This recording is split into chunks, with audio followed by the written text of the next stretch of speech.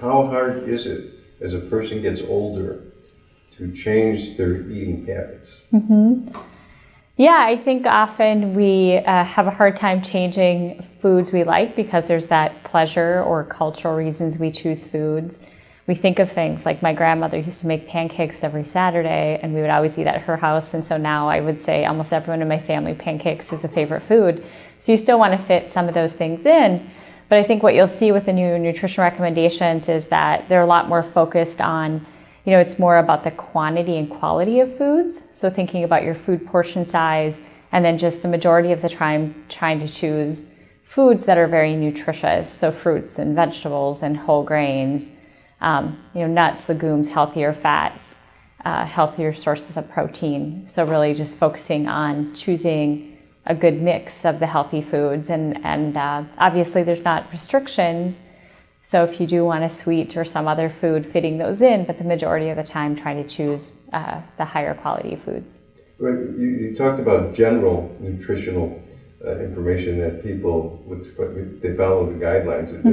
It's more general than it is specific. Are there any specific recommendations like stay away from trans fatty acids? Yeah. So in the recommendations, this is the first time that the ADA has actually had any recommendations related to sugar-sweetened beverages, and we discourage people from having them.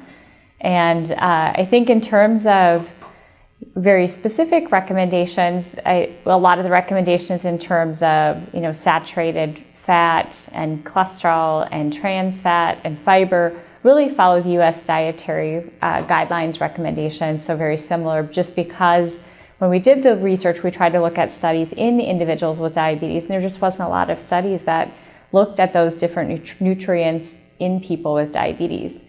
I think one of the differences of these nutrition recommendations is that we tried to look at eating patterns as well. I think, for the most part, historically, we've looked at really individual nutrients and haven't really looked at food patterns. And most people, eat foods. They don't choose foods based on an individual nutrient. And so we tried to look at the Mediterranean style eating pattern, a vegetarian or vegan style eating, low fat, low carbohydrate, and the DASH, the Dietary Approaches to Stop Hypertension eating pattern. And, I think what we found is obviously there's some nuances in each of those eating patterns, and some have a little bit more evidence than others. But in general, all eating patterns can be appropriate for an individual with diabetes. And I think that's where, again, it's really taken into account that person's individual risks, their metabolic profile, their lifestyle, their traditions, their preferences. All those things are important to consider when choosing the best approach for each individual with diabetes.